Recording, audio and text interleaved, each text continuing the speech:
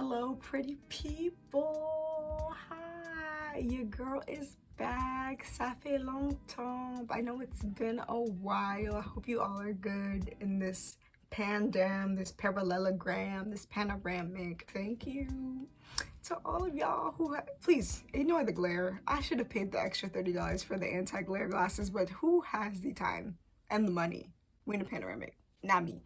I wanted to say thank you to all of y'all who have showed me so much support these last three videos. This channel has really been a long time coming, and I've had so much fun like making these videos so far. The filming, the editing, it's all been a really enjoyable experience. So more is coming soon. I know I kind of went MIA for like 2 months, I believe, and honestly, I have much to film. Like, I started this channel with the mindset of, okay, I don't want to film every week because, baby girl, if I told you how long it takes me to edit these 6-minute videos, let's sip to that, because editing takes so long. Like, how do people do this weekly? Nah, it's too much. It's too much. I'm not gonna be the type of YouTuber who posts every week because it's just not my ministry right now. In the words of Oluwa Burna, I can't come and kill myself. Today I am going to be talking about digital minimalism.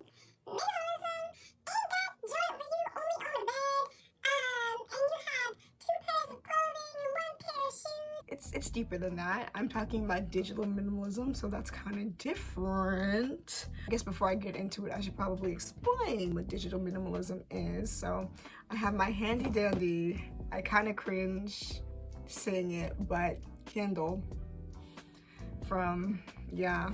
I'm really conflicted about this purchase because on one hand, books are expensive, and my wrist be weak holding up books, and trying to read in the dark is not possible.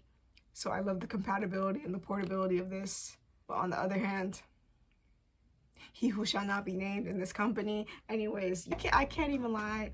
My Kindle has been a saving grace. I have read like 5 books already. And I've only had this for a month. So I can honestly say that, although I will be talking about technology and the wrath of it, digital minimalism is, let me adjust my glasses, take a sip of my tea. Ooh, it's hot. A philosophy of technology use in which you focus your online time on a small number of carefully selected and optimized activities that strongly support things you value, and then happily miss out on everything else.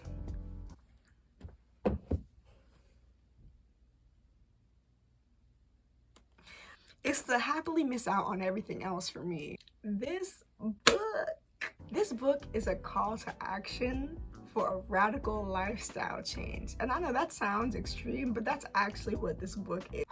The way we have interacted with these devices, these technologies since early 2010s is so toxic. And I'm sure you guys know that. Like, there's so many testimonials on just the wrath of social media, of these devices. I'm on like the earlier end of Gen Z, so I didn't grow up with a tablet. I went outside when I was a child. I spent hours outside.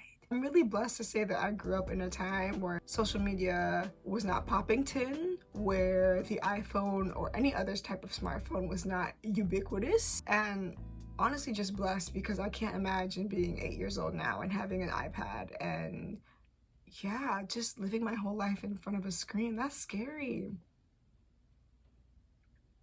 That's scary. Let's sip to that because that's scary. One of the suggestions that Newport makes in his book is to go on a digital detox, which is essentially a social media fast. I've done these fasts in the past, but not fast in the past, bars, but not with the level of intention that is required for Newport's version of a digital detox. So I would do these social media fasts for like 5 days. And then at the end of the fast, I would re-download all the apps and just catch up, scroll and scroll and scroll on everything I'd missed. And that's not the point. The point is to voluntarily take a step back, to voluntarily opt out of the digital world for that set time frame. Baby, this glare is crazy. Newport actually refers to it as the digital declutter, and it works as follows. 1. Put aside a 30-day period during which you will take a break from optional technologies in your life. 2. During this 30-day break, explore and rediscover activities and behaviors that you find satisfying and meaningful. 3. At the end of the break, reintroduce optional technologies into your life, starting from a blank slate. For each technology you reintroduce, determine what value it serves in your life and how specifically you will use it so as to maximize this value. Can we just talk about the level of intentionality? We live in a culture where we're always trying to keep up with the trends, and for what? Let's take Twitter and Instagram, for example. You could never be fully caught up because every time you swipe down to refresh your feed, something new will always come to the top. Unless you follow like one person, something will always come to the top. My neighbors are so loud. Like I'm not trying to put bad energy out into the world, so I really wish they would win the lottery and move out. No one is saying that you have to throw your smartphone into the river and totally just go off the radar. No, like we live in a society that is too connected for that. But I do think it's important to take stock, to do an audit of your habits and your behaviors with these devices, with social media apps, and really reflect on your use. If the first thing you're doing every morning is snoozing your alarm and then going onto Instagram and spending 30 minutes on the app, your breath is hot, that's kind of concerning. Like, we are so attached. It's not okay. Ooh, this mint medley is bomb. So for the next 30 days, I will be embarking on this process of digitally decluttering my life. It's time to do better, because when you know better, you do better.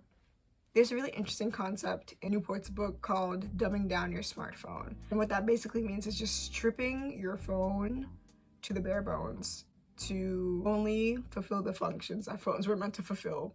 And that is making calls and sending messages.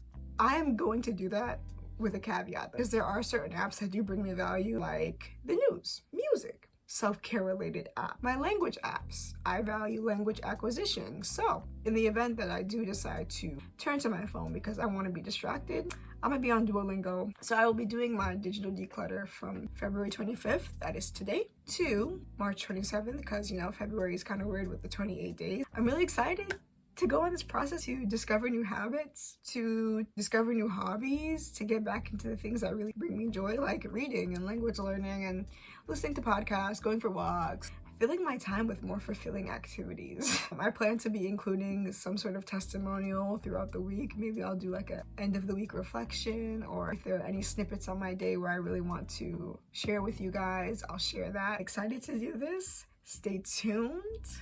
Let's go.